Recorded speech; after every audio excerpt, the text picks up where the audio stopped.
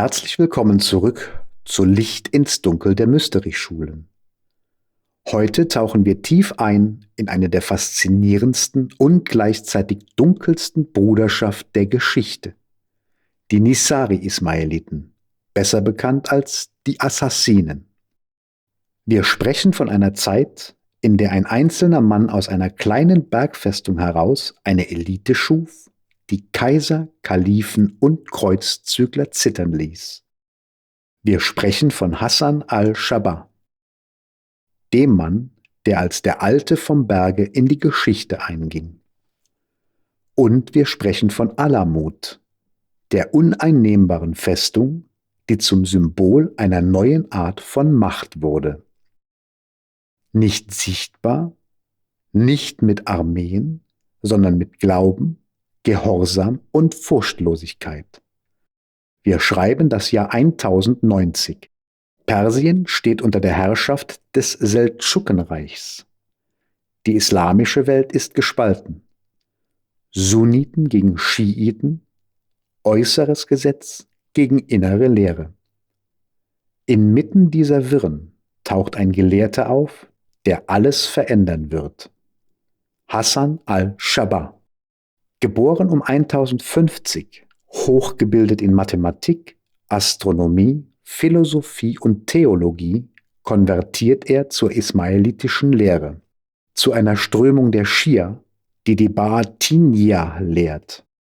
Die wahre Bedeutung des Korans liegt nicht im Äußeren, Zahir, sondern im Verborgenen, Batin. Hassan entwickelt sich selbst zu einem Missionar, doch die Seldschuken verfolgen die Ismailiten und er muss fliehen. Zuerst nach Ägypten, dann später zurück nach Persien. Dort erkennt er, um zu überleben, braucht es eine uneinnehmbare Basis. Und sein Blick fällt auf Alamut, eine natürliche Festung im Elbursgebirge, 2100 Meter hoch, umgeben von Schluchten und unzugänglichen Pfaden. Und im Jahr 1090 erobert er sie, nicht durch Gewalt, sondern durch eine List. Er infiltriert die Garnison mit Missionaren, die sich als Einheimische ausgeben, bekehrt die Bevölkerung und diese öffnet ihm die Tore. Der seldschukische Kommandant Mahdi wird vertrieben. Hassan zahlt ihm angeblich nur 3000 Golddinare, die per Zahlungsanweisung an einen ismailitischen Gönner geht, die dann tatsächlich dort eingelöst wird. Eine weitere Legende erzählt, Hassan habe die Festung für so viel Land gekauft, wie eine Ochsenhaut bedecken könne. Der Kommandant lachte bei diesem Angebot, doch Hassan schnitt die Haut in hauchdünne Streifen und legte sie um die gesamte Anlage. So bedeckte die Haut alles und Alamut gehörte ihm. Ob Ochsenhaut oder Golddinare, die Wahrheit ist, Hassan spielte nach Regeln, die nur er selbst festlegte. Er nutzte Intelligenz, Recht und Täuschung und zwang seine Gegner, mit seinen eigenen Waffen geschlagen zu werden. Das war der Stil von Alamut, keine offene Schlacht, sondern subtile, unaufhaltsame Dominanz. Von diesem Moment an wurde Alamut zum Symbol einer neuen Macht und Hassan zog sich in den innersten Turm zurück. Von morgens bis spät abends predigte er. Seine Stimme hallte über die Schluchten und der Mythos sagt, niemand sah ihn je essen oder trinken. Keiner seiner engsten Gefährten berichtet, dass er je einen Bissen Nahrung zu sich nahm oder einen Schluck Wasser trank. Er lebte in vollkommener Askese, als wäre sein Körper nur eine Hülle für etwas Größeres. Die Fidachi, das sind die, die sich opfern, hörten seine Worte wie die von einem Orakel.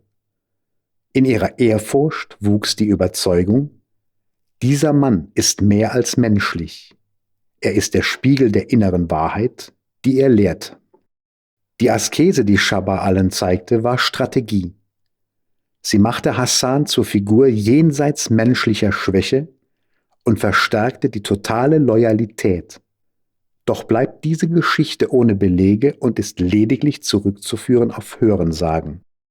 Historisch belegt dagegen ist eine Tatsache, die darüber hinaus die unerbittliche Ausführung seiner Überzeugung demonstrierte, dass er seine eigenen Söhne hinrichten ließ, weil sie gegen die religiösen Gesetze verstoßen hatten und beim Alkoholtrinken ertappt wurden.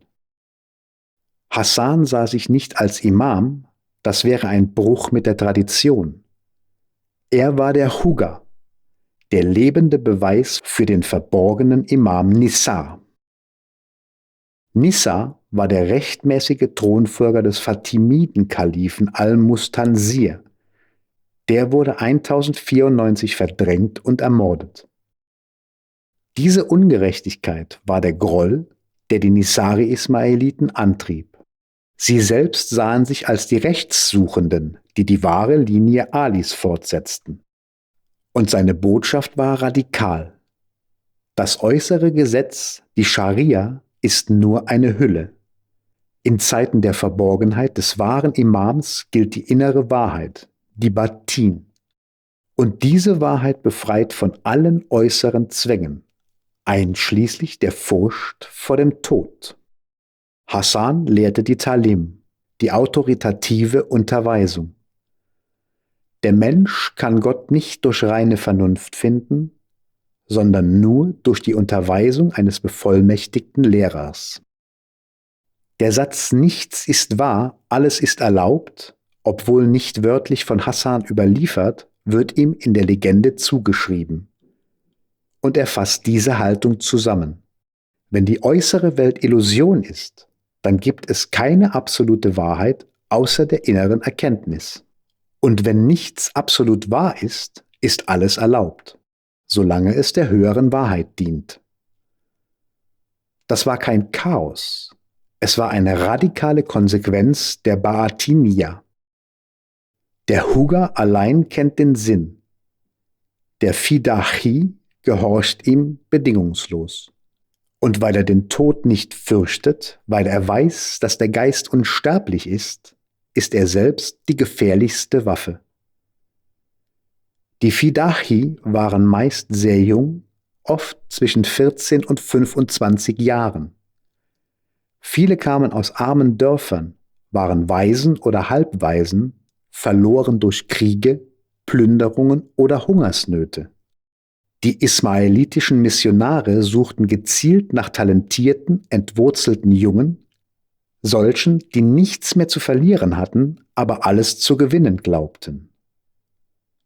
Die Rekrutierung begann subtil, aber hochprofessionell.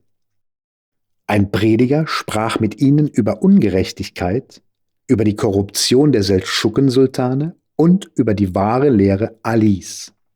Er malte ein Bild von einer Welt, in der die Schwachen zertreten werden, und von einer Bruderschaft, die den Schwachen eine Waffe in die Hand gibt. Und dann kam das Angebot. Komm mit uns nach Alamut, dort wirst du lernen, wer du wirklich bist. Viele sagten ja, weil sie hungrig waren, weil sie Rache wollten oder weil sie endlich irgendwo hingehörten. Manche von ihnen wurden auch einfach aus Dörfern entführt, die sich weigerten, Tribut zu zahlen. Und die Missionare wussten, ein Junge ohne Familie ist leichter zu formen. In Alamut begann der systematische Bruch. Die Neuankömmlinge wurden von ihrer alten Identität getrennt. Keine Familie mehr, kein Dorf, kein alter Name. Sie bekamen neue Kleidung, neue Aufgaben und neue Brüder. Die Hierarchie war streng und folgte schrittweise. Es gab 5 Hauptstufen. Erstens der Lassik, der Anfänger, der nur zuhört und lernt. Zweitens der Mu'min, der Gläubige, der erste Geheimnisse erhält. Drittens der Rafiq, der Gefährte, der bereits kämpferisch und theologisch geschult ist. Viertens der Da'i, der Missionar, der selbst lehrt. Fünftens der Fidachi, der sich Opfernde, der höchste Rang, totale Hingabe, Bereitschaft zum Tod. Wissen wurde nur schrittweise preisgegeben. Das Licht der Erkenntnis wurde nur denen zuteil, die bewiesen hatten, dass sie Geheimnisse bewahren konnten. Die Ausbildung war ein Prozess der Zerstörung und des Neuaufbaus. Isolation von der Außenwelt, Fasten, Schlafentzug, wiederholte Predigten über die Vergänglichkeit der Welt und die Unsterblichkeit des Geistes. Die Fidachi lernten, der Körper ist nur eine Hülle. Der Tod ist kein Ende, er ist der Eingang in die ewige Wahrheit. Die wahre Kunst lag in der psychologischen Technik. Die Jungen wurden in eine neue Familie eingebunden, die Bruderschaft. Sie lernten, dass sie auserwählt waren, dass sie Teil eines göttlichen Plans waren, dass ihr Tod nicht Verlust, sondern Heimkehr ist. Diese Kombination aus Isolation, Sinnstiftung und Todesversprechen ist eine der ältesten Formen der Gehirnwäsche und sie funktioniert mit tödlicher Präzision. Die Geschichte von einem Fidachi, der sich auf Befehl Hassans von einem Felsen stürzte, ist legendär. Hassan soll einem jungen Mann befohlen haben, vom höchsten Turm zu springen, nur um seine Macht zu demonstrieren. Der Junge zögerte nicht, er sprang. Für die anderen war das der Beweis, der Tod ist nichts, die Gehorsamkeit ist alles. Und genau hier setzt die dunkelste Legende ein, die der Paradiesgärten. Diese Geschichte wird vor allem durch Marco Polo verbreitet. Junge Männer wurden betäubt und in geheime Gärten gebracht. Sie erwachten, umgeben von fließenden Bächen aus Wasser, Milch, Wein und Honig, von schönen Frauen umgarnt, von Musik und Früchten umgeben. Sie glaubten, im Paradies zu sein. Eine Gestalt, oft Hassan selbst, versprach: Wenn ihr für mich sterbt, kehrt ihr sofort hierher zurück.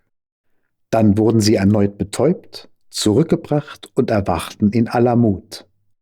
Nun waren sie überzeugt, der Tod führt direkt ins Paradies.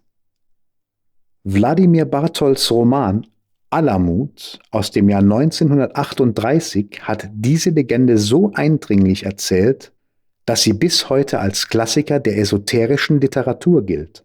Wer die Geschichte in ihrer literarischen Form erleben möchte, findet sie in Alamut, eine faszinierende, fast filmische Darstellung davon, wie Glaube und Täuschung eine tödliche Verbindung eingehen können.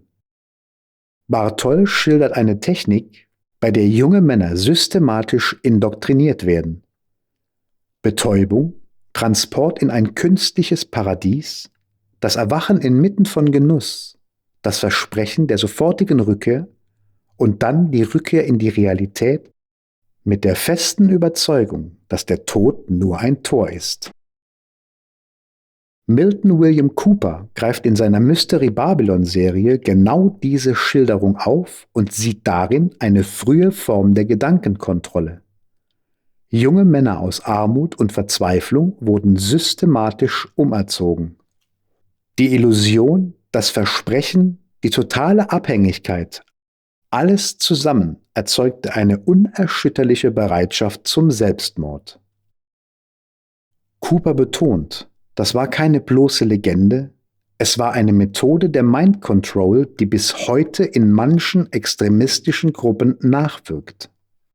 Die historische Forschung, allen voran Farhad Daftari, der weltweit führende Experte für die Ismailiten, sieht in dieser Geschichte vor allem einen orientalischen Mythos. Die Kreuzzügler und sunnitischen Chronisten erfanden oder übertrieben sie, um das Unbegreifliche zu erklären. Warum opferten sich diese Männer so leichtfertig? Es gibt keine archäologischen Belege für solche Gärten. Die Männer, die dorthin geführt worden waren, wurden mit der Droge Haschisch betäubt, wie der Mythos besagt, und auch der verächtliche Name Assassini soll von Haschisch gekommen sein und war eine Verleumdung ihrer Feinde. Dennoch, die psychologische Wirkung der Legende war real.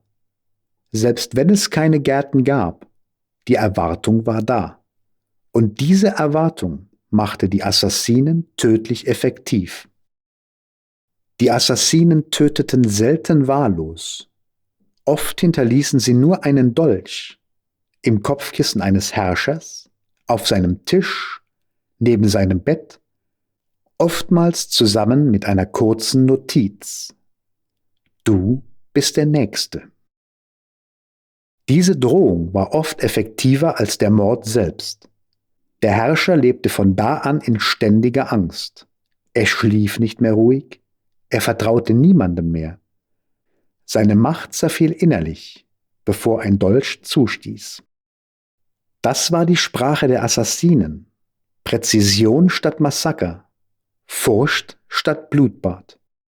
Hassan al-Shabba starb 1124 in Alamut, nach 34 Jahren Herrschaft. Er hatte nie eine Armee aufgestellt. Er brauchte keine. Seine Macht lag in der Furcht, die seine Assassinen auslösten, und in der Überzeugung, dass sie den Tod nicht fürchteten, weil sie wussten, wohin der Geist geht. Was wir in dieser Organisation sehen, ist die Geburtsstunde einer neuen Form der Macht. Nicht Landbesitz oder Gold waren die Währung von Alamut, sondern Information und psychologische Dominanz. Doch keine Macht ist ewig. Das Jahr 1256 markiert das offizielle Ende der Assassinen. Das offizielle Ende.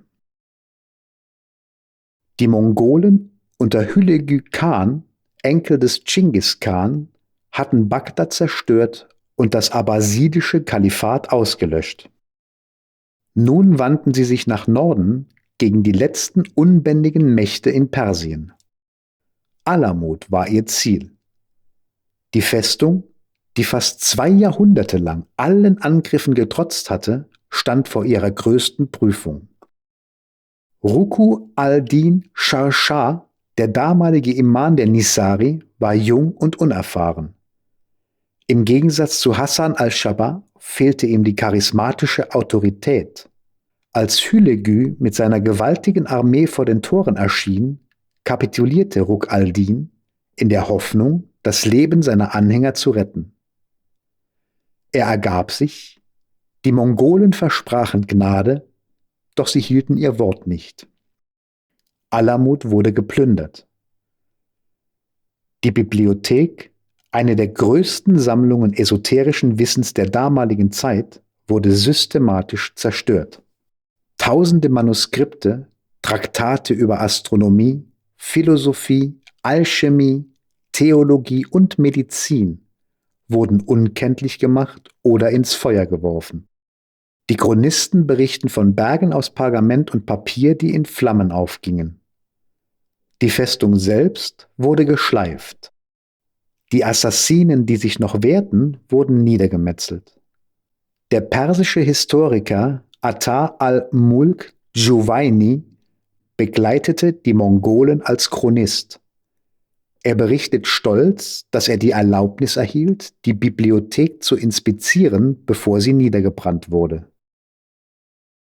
Juwayni behauptet, er habe wertvolle Kopien des Korans und astronomische Instrumente gerettet. Doch ein Mann seiner Intelligenz und in Diensten der Mongolen hätte kaum nur religiöse Texte beiseite geschafft. Kritiker vermuten, er rettete das eigentliche Geheimwissen, Strategie, Psychologie, Alchemie und leitete es weiter. Ein konkreter Beleg dafür ist Nasir al-Din al-Tusi, einer der größten Köpfe der Zeit. Al-Tusi lebte in Alamut und war dort als Astronom und Philosoph tätig. Nach dem Fall wechselte er in den Dienst der Mongolen und baute für sie das Observatorium von Maraga, eines der fortschrittlichsten der mittelalterlichen Welt. Kritiker sind sich sicher, das Wissen wurde nicht vernichtet, es wechselte nur den Herrn. Ein Teil der Bibliothek wurde jedoch vor der Belagerung in Sicherheit gebracht. Ismaelitische Gelehrte schmuggelten Manuskripte in abgelegene Dörfer, in Höhlen und auch in private Häuser. Einige Texte gelangten nach Syrien in die Gemeinden von Masaif und Kaf. Andere wurden nach Indien gebracht, wo die Nisari bis heute existieren. Die Nisari-Ismaeliten existieren heute weiter als eine der lebendigsten und einflussreichsten islamischen Gesellschaften der Welt. Mit etwa 15 bis 20 Millionen Anhänger sind sie die größte schiitische Untergruppe nach den Zwölfer-Schiiten. Sie leben vor allem in Indien, Pakistan, Tadschikistan, Syrien, Afghanistan und in der Diaspora, was Kanada, Großbritannien, USA, Frankreich und Ostafrika mit einbezieht. Ihr spiritueller Führer ist Karim Aga Khan IV., der 49. Imam in direkter Linie von Ali ibn Abi Talib. Der Aga Khan gilt für die Nisari als lebender, unfehlbarer Interpret des Korans. Er gibt jährliche Leitlinien, die die Gemeinde spirituell und praktisch lenken. Die Nisari halten an der Batiniyya fest, der inneren Lehre des Islam, und sind bekannt für ihren hohen Bildungsstand, ihre wirtschaftliche Disziplin und ihr soziales Engagement. Sie betreiben eines der größten privaten Entwicklungsnetzwerke der Welt, das Aga Khan Development Network. Universitäten, Krankenhäuser, Schulen, Mikrokredite und Kulturförderung. Millionen Menschen, unabhängig von Religion, werden dadurch jährlich erreicht. Nach 1256 überlebten sie durch Taqiyya, die Kunst der Tarnung. Sie lebten als Sufi-Mystiker, als einfache Handwerker oder Gelehrte. Ihr Wissen wurde in Gedichten und Allegorien verschlüsselt. Wer heute die Werke orientalischer Mystiker liest, findet dort vielleicht die Codes, die einst in den Regalen von Alamut standen. Vielleicht wird auch der ein oder andere das Märchen von Ali Baba und den 40 Räubern nun etwas anders deuten und dieser Erzählung mehr geschichtliches Gewicht zuweisen. Es gibt Hinweise und Spekulationen, dass ein Teil der Alamut-Bibliothek in die Hände der Kreuzritter oder später der Kirche gelangte. Die Templer, die in Syrien und Palästina operierten, hatten enge Kontakte mit den syrischen Nisari. Es gibt Berichte, dass die Templer den Ismaeliten Tribut zahlten, um freien Durchzug zu erhalten. Manche Historiker vermuten, dass im Zuge dieser Kontakte Schriften ausgetauscht wurden oder erbeutet. Nach dem Fall Akons im Jahr 1291 flohen viele Templer mit ihren Archiven nach Europa. Ein Teil dieser Archive landete, was einige behaupten, später im Vatikan. Bis heute ist der Vatikan Archivbestand zu den Kreuzzügen und den islamischen Sekten nur teilweise zugänglich. Es gibt keine harten Belege, dass Alamut-Texte dort liegen, aber es ist eine der großen unbeantworteten Fragen. Ist ein Stück des verborgenen Wissens der Assassinen bei den Templern und dann später im Vatikan gelandet? Was blieb vom Vermächtnis der Assassinen? Der Name Assassine lebt weiter, im Wort für Meuchelmörder. Der Satz „Nichts ist wahr, alles ist erlaubt“ wurde zum Symbol radikaler Freiheit. Die Idee der unsichtbaren Macht, der gezielte Schlag statt offener Krieg, beeinflusste spätere Geheimgesellschaften und sogar moderne Geheimdienste. Die Sieger schreiben die Geschichte, aber das Wissen wandert weiter, oft in die Hände derer, die es vorgaben zu bekämpfen. Die Assassinen fielen, aber ihr Geist wurde zum Betriebssystem neuer, noch mächtigerer Organisationen. Im nächsten Zyklus werden wir genau diese Verbindung untersuchen. Die Templer, ein Orden, der das Mittelalter prägte und dessen Schatten bis heute reicht. Bis dahin bleiben Sie wachsam.